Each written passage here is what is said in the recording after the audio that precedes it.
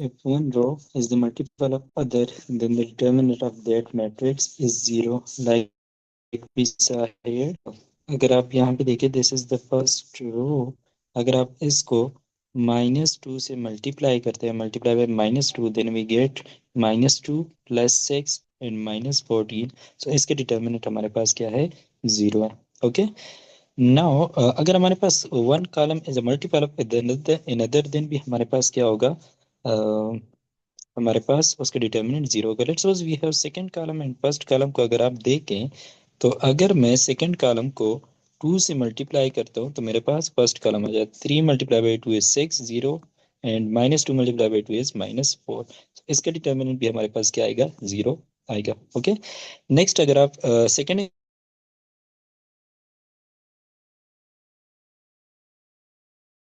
Example में देखें and third column को देखें, सेकंड एंड थर्ड कॉलम को अगर मैं सेकंड कॉलम को मल्टीप्लाई कर दूं with -3, then 3 × -3 is -9, -1 × -3 is 3, and 2 × -3 is -6। So यहाँ पे one column is multiple of other, so इसका डिटर्मिनेंट भी हमारे पास क्या होगा, 0 होगा।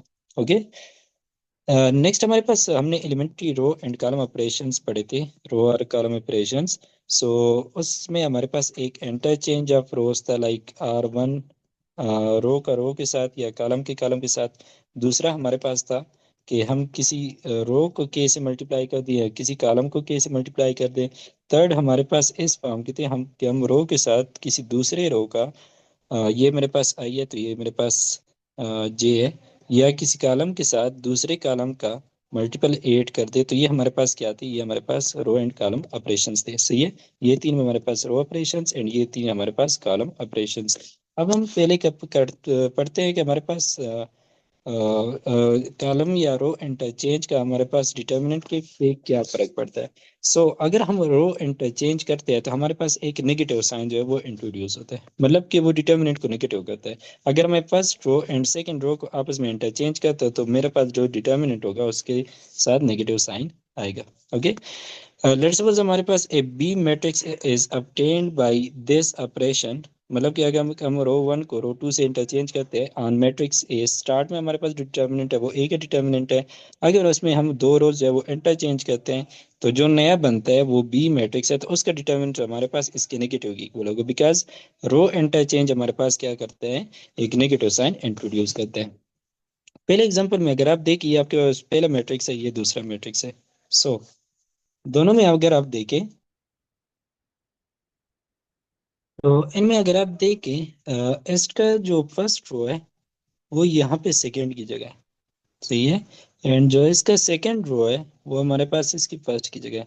यानी कि हमने क्या किए, जस्ट इस ये जो गिवन मैट्रिक्स था इसमें हमने रो 1 एंड रो 2 को इंटरचेंज किया है, तो रो इंटरचेंज की वजह से क्या आएगा, एक नेगेटिव साइन आएगा। सिमिलरली अगर इस एग्जांपल में देखें, आपको बोलोगे W(x, y, z) का डिटर्मिनेंट 4 है। अब y z एंड W(x) का क्या होगा, इसमें अगर आप देखें तो हमने रो 1 को रो 2 के साथ इंटरचेंज किया।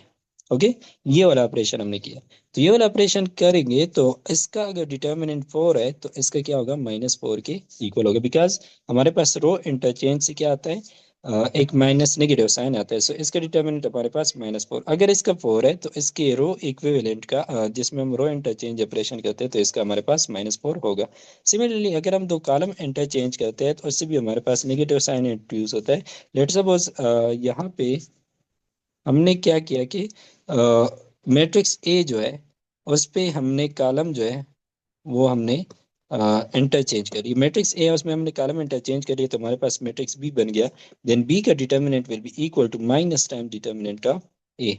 ओके, क्वेश्चन है हमारे पास कि if C determinant is equal to -3 and हम डी मैट्रिक्स बनाते हैं, D is equivalent to C, column equivalent to, जहाँ पे हम कौन सा ऑपरेशन करते हैं, C2 एंड C3 को एक्सचेंज करते हैं। तो एक्सचेंज ऑपरेशन हुआ है, then D determinant will be equal to -C determinant, and -C determinant मेरे पास क्या है, -3 है, सो इसकी वैल्यू हमारे पास हो जाएगी 3। सो हमारे पास आंसर इसका क्या आएगा, 3, क्योंकि डी और सी जो है वो कॉलम इक्विवेलेंट है, बट ऑपरेशन कौन सा हुआ है, कॉलम इंटरचेंज हुआ है, तो वो डिटर्मिनेंट के साइन को क्या करता है, चेंज करता है, नेगेटिव इंट्रोड्यूस करता है। ओके, नेक्स्ट हमारे पास है if any two rows or column of square matrix are interchange the determinant of the resultant matrix is. तो क्या होता है, कॉलम या रो इंटरचेंज से हमारे पास उसका साइन जो है वो नेगेटिव हो जाता है, मतलब पॉजिटिव नेगेटिव में और नेगेटिव पॉजिटिव में चला साइन चेंज हो जाता है। सही है। नेक्स्ट हमारे पास दूसरा हमारे पास जो ऑपरेशंस थे, किसी रो को के कांस्टेंट से मल्टीप्लाई करना या किसी कॉलम को कांस्टेंट से मल्टीप्लाई करना, उसका अभी क्या इफेक्ट पड़ता है।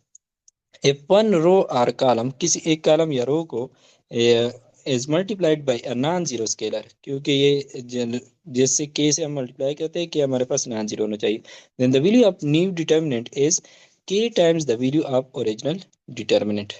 मतलब इसका क्या है कि अगर आप पहले एग्जांपल में देखें तो इसमें पहला रो जो है इसके साथ कांस्टेंट मल्टीप्लाई हुआ है। सही है। तो इसका एक रो जो है वो कांस्टेंट स्केलर मल्टीप्लिकेशन हुई है उसकी, तो वो हम लिख सकते हैं, मतलब कि हम इस पहले रो से के कॉमन कर सकते हैं, यानी कि डिटर्मिनेंट्स में हम किसी एक रो या किसी एक कॉलम से हम कांस्टेंट कॉमन ले सकते हैं एंड उसको डिटर्मिनेंट से बाहर लिख सकते हैं। तो यहाँ पे जो हमारे पास के था वो हमने बाहर लिख दिया। सिमिलरली अगर आप यहाँ पे देखें सेकेंड कॉलम में पी कॉमन है, सो एक ही कॉलम से मैंने पी का क्या कर दिया, कॉमन ले लिया। सो डिटर्मिनेंट्स में हमारे पास क्या होता है कि हमारे पास अ, किसी एक रो से या किसी एक कॉलम से हम कॉमन ले सकते हैं। लेट्स सपोज अगर मैं एग्जांपल ले लूँ, मेरे पास है लेट्स सपोज एक डिटर्मिनेंट है that is 2a 2b 2c 2d 2e 2f 2g 2h 2k। अब मैंने यहाँ पे टू टू सारे कॉमन लेने हैं। अब यहाँ पे अब ऐसा नहीं करोगे कि जस्ट एक टू कॉमन ले लो, सब एलिमेंट से कॉमन है, यहाँ पे मैं A B C D E F G H K लिख लो, ऐसा नहीं, ये गलत है हमारे पास, ये हमारे पास गलत है। क्योंकि हमने कहा कि डिटर्मिनेंट में किसी एक रो से कॉमन लेते हैं या किसी एक कॉलम से हम कॉमन लेते हैं, तो हम क्या करेंगे, एक टू जो है हम लेते हैं तो एक और टू आ जाएगा, यहाँ पे एक और टू साथ में आ जाएगा। ओके। एंड नेक्स्ट हमारे पास क्या है कि थर्ड रो में अगर आप देखें तो थर्ड रो में भी टू कॉमन है, तो वो अगर हम लिखते हैं तो ये हमारे पास इसकी इक्वल आ जाएगा। सही है। तो ये हमारे पास टू में टू का cube into determinant of A B C D E F G H K हो जाएगा। डिटर्मिनेंट में हम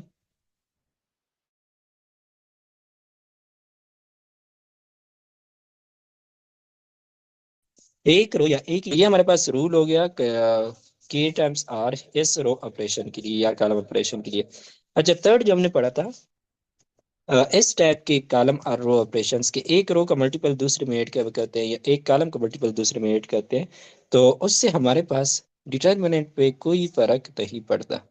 जैसे कि अगर हम एग्जांपल ले लें तो ये मेरे पास मैट्रिक्स है, इस पे मैं रो ऑपरेशन करता हूँ, row two plus two R one, तो मेरे पास जस्ट रो टू में चेंज आएगा, row one as it is मैंने लिखा एंड रो थ्री मैंने एज इट इज लिखा।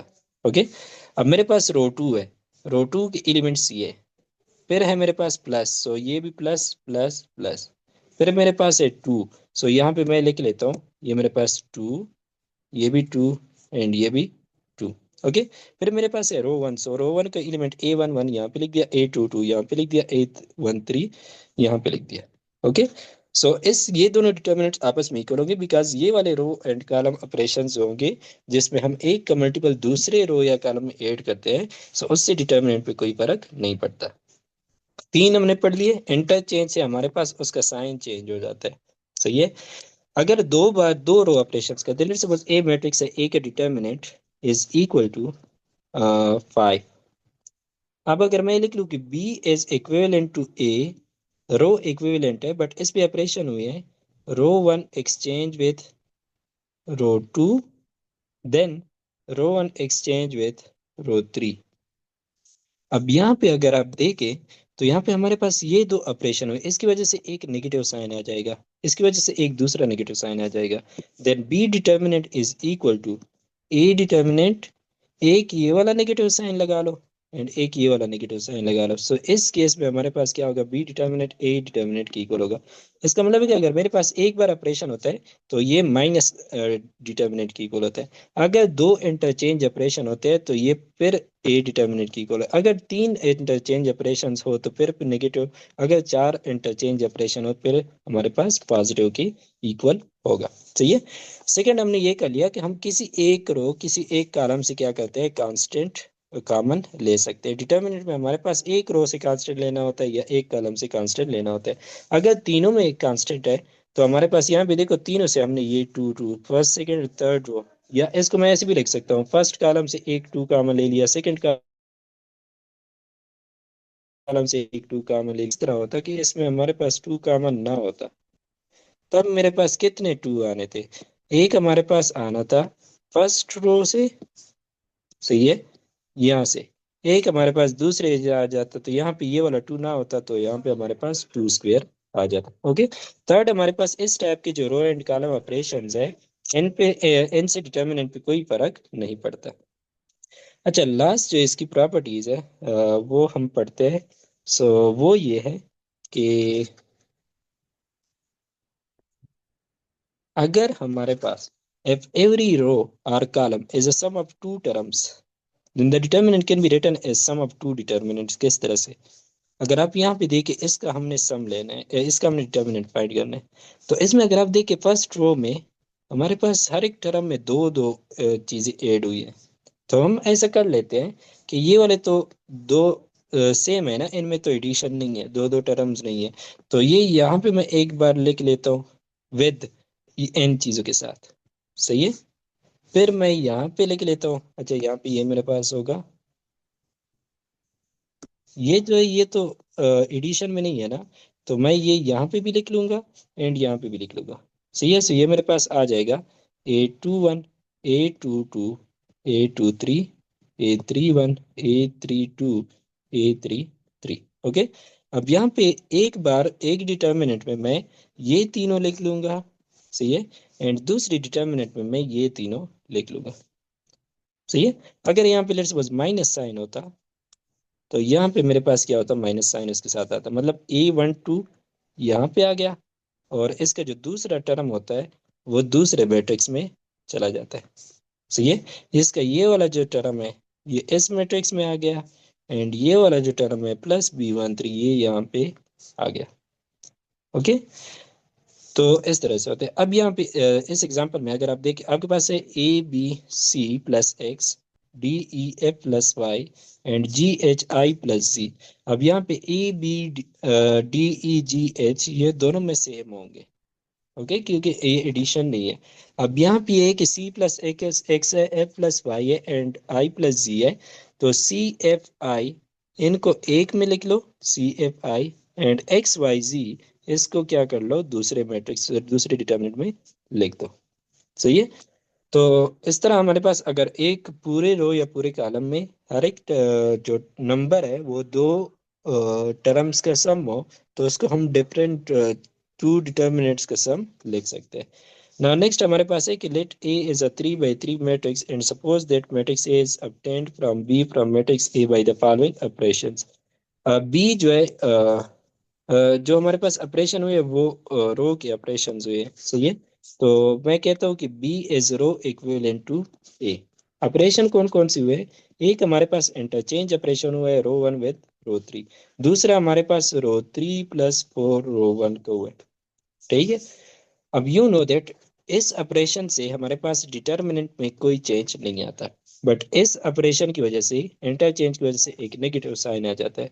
तो इसका मतलब है कि B determinant will be equal to ये वाला नेगेटिव साइन, इससे कोई फर्क नहीं पड़ता। सो एक नेगेटिव साइन इसके साथ आ गया। So B determinant will be equal to minus A determinant. अब ए डिटर्मिनेंट आपको 10 गिवन है, so B determinant is equal to -10। सो हमारे पास आंसर आ जाएगा इसका -10। नेक्स्ट हमारे पास इस टाइप के क्वेश्चन होते हैं, इनमें आपने रो एंड कॉलम ऑपरेशंस करने होंगे। किस तरह से, लेट्स सपोज ये मैट्रिक्स मैं उठा लेता हूँ जो कि हमारे पास गिवन है। सो ये मैंने यहाँ पे लिख दिया। ओके। अब इसमें मैं क्या करता हूँ, इसमें मैं ऑपरेशन करता हूँ, ऑपरेशन में करता हूँ कि रो 1 प्लस रो 2। अब यहाँ पे रो 1 प्लस रो 2 है। अब यहाँ पे अगर आप देखें तो चेंज किस में आएगा, चेंज रो 1 में आएगा। ओके, चेंज रो 1 में आएगा, सही है। और अब रो 2 एंड रो 3 जो है वो मैं एज इट इज लिख लूंगा। सो रो 2 है Y minus Z, Z minus X, X minus Y. And row 3 है Z minus X, X minus Y, Y minus Z. Okay, row 1 के साथ मैंने रो 2 ऐड करना है, तो अगर मैं इन दोनों को ऐड करता हूँ तो X minus Y plus Y ये कैंसिल, तो ये बनता है एक्स माइनस जी। ये मेरे पास क्या बनता है, एक्स माइनस जी। अगर मैं इन दोनों को ऐड करता हूँ, क्योंकि रो 1 एंड रो 2 को ऐड करना है ना, तो माइनस जी प्लस जी कैंसिल, मेरे पास बन जाएगा वाई माइनस एक्स। ओके, अब मैं अगर थर्ड एलिमेंट्स को ऐड करता हूँ तो ये मेरे पास कैंसिल जी माइनस वाई बन जाएगा, जी माइनस वाई। अब नेक्स्ट मैं क्या करता हूँ कि इस पे रो ऑपरेशन करता हूँ। ओके, अब यहाँ पे मैंने कोई माइनस साइन यहाँ पे इंट्रोड्यूस,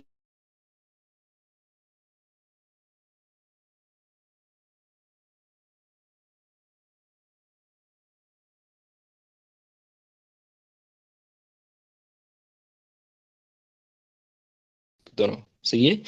एंड नेक्स्ट मैं ऑपरेशन करता हूँ रो 1 प्लस रो 3 का, क्योंकि मैं अगर इन दोनों टर्म को ऐड करता हूँ मेरे पास जीरो आता है, सही है।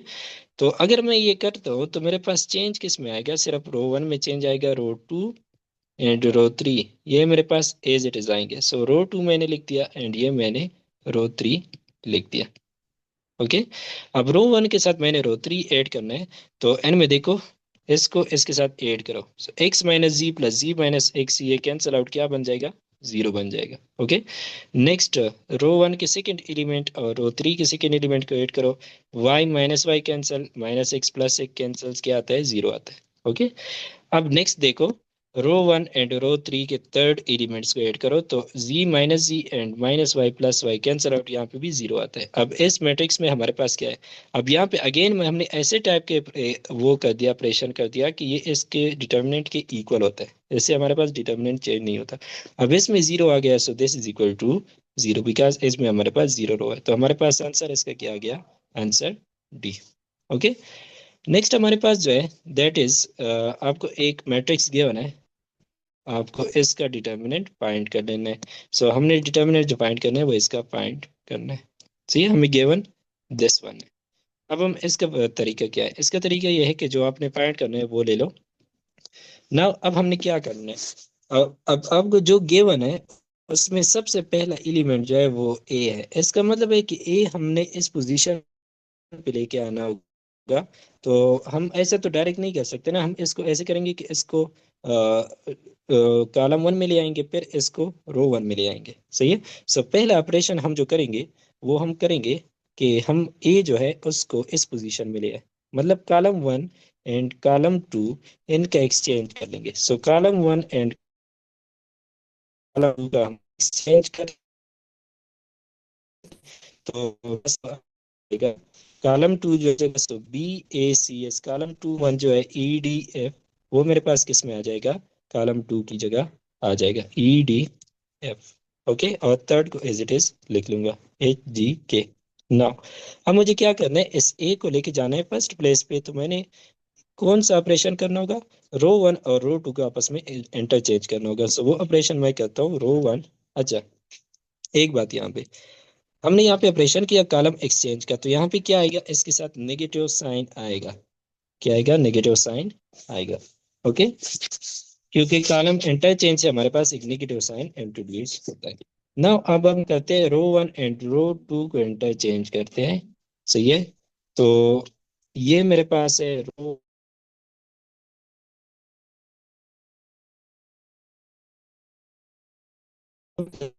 1 एंड रो 2,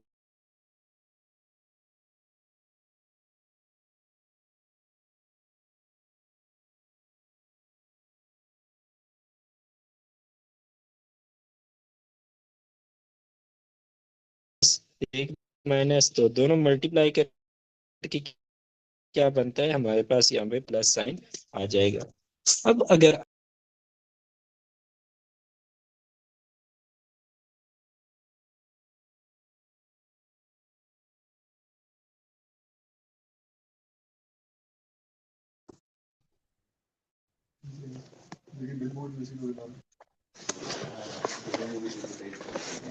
तो इसमें अगर आप देखें जो हमें गिवन है ना ए बी सी, उसमें फर्स्ट रो है ए बी सी, और जो हमने अभी कर लिया that is A B C column में। सही है। यहाँ पे डी एफ फर्स्ट रो में सेकंड रो में, और यहाँ पे ये हमारे पास सेकंड कॉलम है। यहाँ पे थर्ड रो है जी एच की, यहाँ पे हम हमारे पास थर्ड कॉलम जी एच की है। तो इसका मतलब है कि अगर हम इसका जस्ट ट्रांसपोज ले लें तो हमारे पास ये आ जाएगा। सो इसका हम क्या करते हैं, नेक्स्ट ट्रांसपोज लेते हैं। एंड हमें पता है कि ट्रांसपोज जो होता है वो डिटर्मिनेंट पे उसके कोई इफेक्ट नहीं होता। तो इसका डिटर्मिनेंट या इसके ट्रांसपोज का डिटर्मिनेंट वो इक्वल होगा। सो इसका ट्रांसपोज हम लेते हैं A D G B E H and C F K, ये हमारे पास आ गया। सही है। हमारे पास एक कॉलम इंटरचेंज से एक नेगेटिव साइन इंट्रोड्यूस किया, फिर रो इंटरचेंज से दूसरा नेगेटिव साइन, और इसका कोई इफेक्ट नहीं पड़ता। सही है। तो दो माइनस साइन इंट्रोड्यूस होने का मतलब पॉजिटिव साइन ही हो गया। ओके। सो अब ये जो है ये हमें गिवन है that is equal to 4, that is equal to 4। So हमारे पास आंसर इसका क्या आ जाएगा, 4 आ जाएगा। आपने जस्ट आपने इसको थोड़ा एनालाइज करना है कि इसमें हमने जो ए है वो हमने इस जगह लेके जाना होगा। हम या कॉलम इंटरचेंज कर सकते हैं या रो इंटरचेंज, फिर हमने इसको इस जगह लेके जाना होगा। सही है। फिर आपके पास ये अपटेन हो गया। इसको अगर आप थोड़ा सा देके तो आपको पता चल जाएगा कि इस चीज का ट्रांसपोज है। एंड ट्रांसपोज हम ले सकते हैं, we are free to take transpose of determinant, because A transpose का डिटर्मिनेंट ए के डिटर्मिनेंट की इक्वल होता है। सो हमने ट्रांसपोज फ्रीली ले सकते हैं डिटर्मिनेंट में। सही है। तो हमने इसका ट्रांसपोज लिया तो हमारे पास ये गिवन की इक्वल था विच इज इक्वल टू 4। सो हमारे पास आंसर इसका क्या आ गया, 4 आ गया। ओके।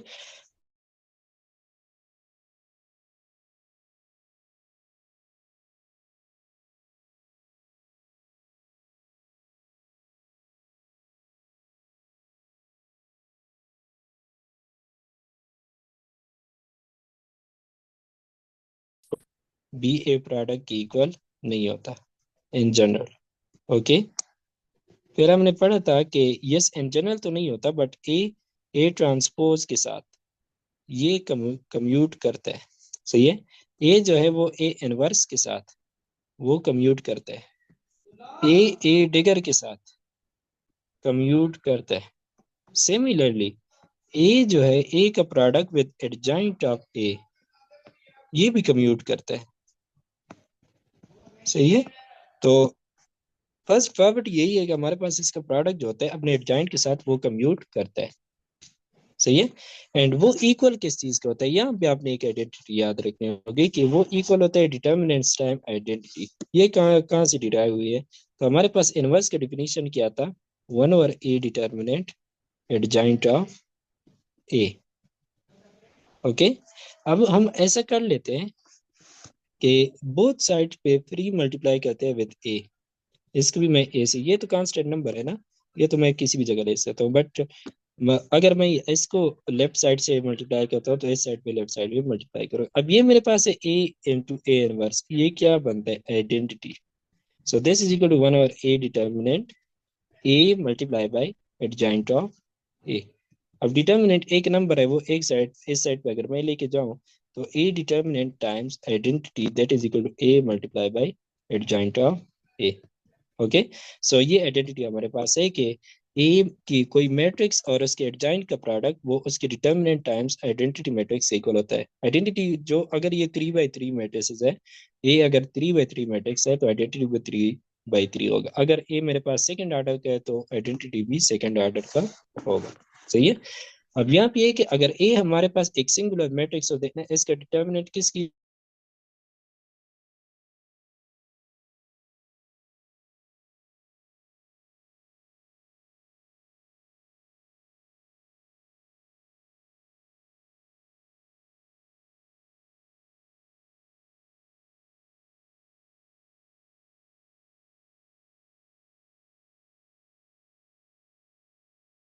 प्रोडक्ट पे, तो क्या होता है हमारे पास कि ट्रांसपोज पहले बी पे लगता है फिर ए पे लगता है। अगर यहाँ ए बी ऑर्डर है तो यहाँ बी ए ऑर्डर होगा। Similar for adjoint, adjoint of A B है तो पहले ए एडजॉइंट ऑफ बी, अगर हम अलग अलग लिखते हैं तो एडजॉइंट पहले बी पे अप्लाई होगा, multiply by adjoint of A, so adjoint of B multiply by adjoint of A. Similarly अगर adjoint of A B C है तो पहले एडजॉइंट ऑफ सी आएगा multiply by adjoint of B multiply by adjoint of A. अगर मैं लिख लूँ adjoint of X Y, so this will be equal to, पहले मेरे पास वाई आएगा multiply by adjoint of X होगा। ओके, अच्छा, क्योंकि एडजॉइंट एक मैट्रिक्स होता है ना, तो ये एक matrix, this is second matrix, इन दोनों का प्रोडक्ट सेकंड मैट्रिक्स ये कम्यूट नहीं करता इन जनरल। सही है। एंड नेक्स्ट प्रॉपर्टी हमारे पास है कि what is the determinant of adjoint of A, तो उसका फार्मूला हमारे पास होता है कि एडजॉइंट ऑफ ए के determinant is equal to A determinant power n minus one, where n is what, n is order of the determinant. Let's suppose we have a 3 by 2 matrix. Okay, then हमारे पास क्या होगा, adjoint of A will be equal to A determinant, क्योंकि power 2 - 1 हो जाएगी विच is equal to 1। अगर हमारे पास 3 by 3 मैट्रिक्स हो, then adjoint of 3 by 3 matrix का determinant is equal to A determinant का स्क्वायर। अगर हमारे पास सिमिलरली 4 by 4 हो तो वो हम एग्जाम्पल में करते हैं। अच्छा, अब हमारे पास अगर ए डिटर्मिनेंट 0 हो तो मेरे पास एडजॉइंट का डिटर्मिनेंट किसकी इक्वल होता है, adjoint of A determinant is equal to A determinant का इनी पावर। अब ए डिटर्मिनेंट मेरे पास 0 है तो 0 power n - 1 which is equal to 0। अगर ए का डिटर्मिनेंट 0 है तो इसके एडजॉइंट का डिटर्मिनेंट भी क्या होगा, 0 के इक्वल होगा। ओके, नाउ नेक्स्ट हमारे पास है let A be a non singular matrix of order 4 by 4, इसका ऑर्डर n की वैल्यू है 4। Okay, then adjoint of A determinant is equal to, so हमें पता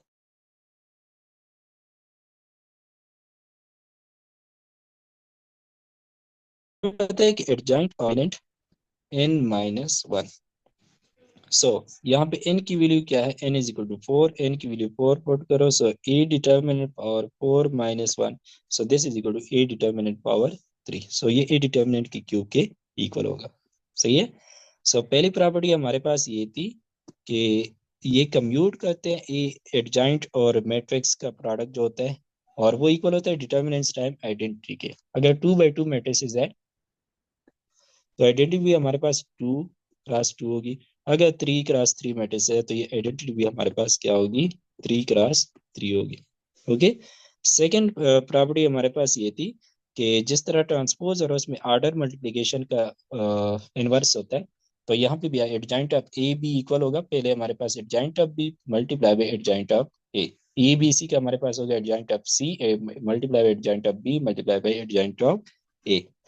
थर्ड प्रॉपर्टी हमने ये पढ़ी कि एडजॉइंट ऑफ ए के determinant is equal to A determinant power order -1। सही है। सो अगर ऑर्डर हमारे पास 2 है, सो 2 - 1 वो ए डिटर्मिनेंट के इक्वल होगा। अगर हमारे पास इसका ऑर्डर 3 by 3 मैट्रिसेस है तो 3 - 3 इज इक्वल टू 2, सो ये मेरे पास स्क्वायर की इक्वल हो गया। अगर ऑर्डर हमारे पास 4 है तो 4 - 1 3, सो ये ए डिटर्मिनेंट क्यूब के इक्वल होता है। नेक्स्ट हमारे पास जो प्रॉपर्टी है वो ये है कि आइडेंटिटी का एडजॉइंट हमेशा एडजॉइंट वही आता है। अगर मैं आपको बोलूँ कि ए मैट्रिक्स है, let's suppose A matrix that is equal to, ये मेरे पास 2 x 2 आइडेंटिटी है मेरे पास, वो किसकी इक्वल होती है, 1 0 0 1। Okay, then what is the adjoint of I 2 x 2, तो एडजॉइंट ऑफ आइडेंटिटी आइडेंटिटी के इक्वल होता है, तो ये हमारे पास 1 0 0 1 होगा। ओके, अगर मैं आपसे पूछूं कि what is the adjoint of I 3 x 3, सही है, तो वो इक्वल होगा आई 3 x 3 के, सो दिस विल बी 1 0 0 0 1 0 0 0 1। सही है।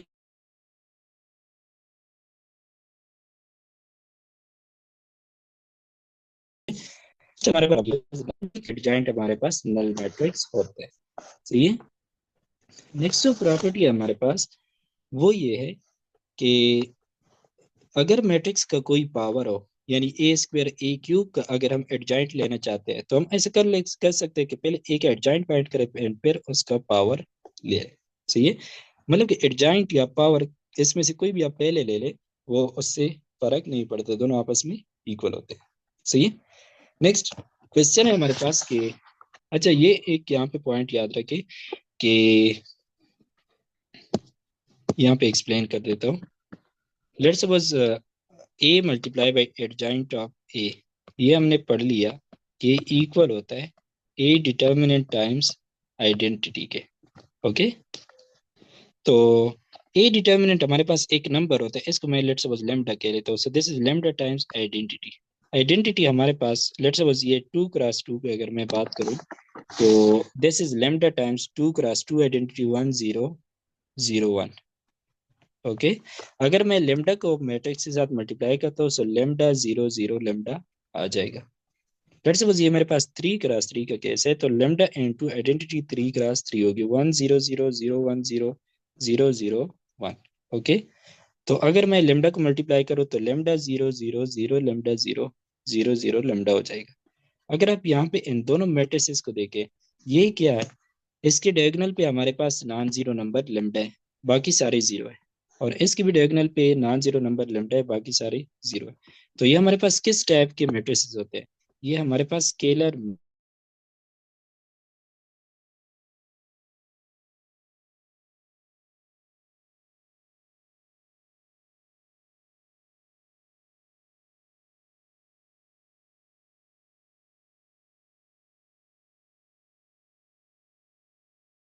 मैट्रिक्स गिवन है, मैट्रिक्स गिवन हो, बट यहाँ पे पूछा गया है कि ए मल्टीप्लाई बाई एडजॉइंट ऑफ ए क्या होता है। तो मैट्रिक्स गिवन है, वो उसका कोई यूज नहीं है।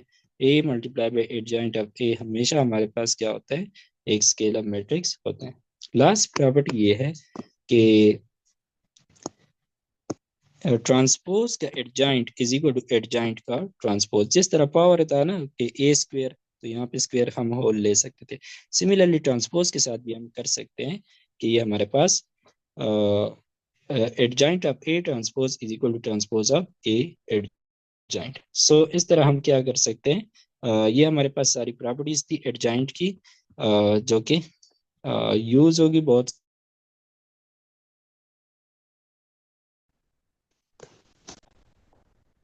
सो अगर मैं प्रॉपर्टीज को समराइज करूँ, तो पहली प्रॉपर्टी ये थी कि ये अपने एडजॉइंट के साथ मैट्रिक्स क्या करते हैं, कम्यूट करते हैं, एंड ये इक्वल होता है डिटर्मिनेंट टाइम्स आइडेंटिटी के। ओके, और ये हमेशा हमारे पास क्या होता है, एक स्केलर मैट्रिक्स होता है। सेकंड हमने ये पढ़ी कि एडजॉइंट ऑफ अगर प्रोडक्ट है ए बी, तो वो इक्वल होता है adjoint of B multiply by adjoint of A. Similarly अगर हमारे पास तीन मैट्रिसेस हो, adjoint of A B C या एक्स वाई जी में लिख लूँ, तो वो इक्वल होगा, ऑर्डर रिवर्स होता है, जी पहले आएगा, adjoint of Y multiply by adjoint of X. Third जो हमने प्रॉपर्टी पढ़ी वो ये था कि एडजॉइंट ऑफ ए का determinant that is equal to A determinant power order -1। So 2 cross 2 के लिए इक्वल होगा determinant of adjoint that is equal to A determinant. सही है, 3 क्रॉस 3 के लिए हमारे पास क्या होगा, एडजॉइंट ऑफ ए, यानी ए डिटर्मिनेंट की पावर या 1 है, जो कि इस 2 से एक कम है। Adjoint of A 3 cross 3 equal होगा ए डिटर्मिनेंट स्क्वायर के, एंड 4 क्रॉस 4 के लिए ये इक्वल होगा adjoint of A will be equal to A determinant के क्यूब के। ये हमारे पास थर्ड प्रॉपर्टी थी। नेक्स्ट हमारे पास जो प्रॉपर्टी थी वो ये थी कि एडजॉइंट ऑफ आइडेंटिटी किसी भी ऑर्डर को, टू ऑर्डर को, तो उसी ऑर्डर की आइडेंटिटी की इक्वल होता है, and adjoint of null matrix is equal to null matrix. Fifth property जो कि मैं कंबाइन करके लेता हूँ कि adjoint of power of A matrix that is equal to, okay, और सिमिलरली ट्रांसपोज के लिए है कि adjoint of A transpose is equal to transpose of adjoint of A. So ये हमारे पास समरी मैंने आपको लिख दी है, ये हमारे पास प्रॉपर्टीज है एडजॉइंट ऑफ ए।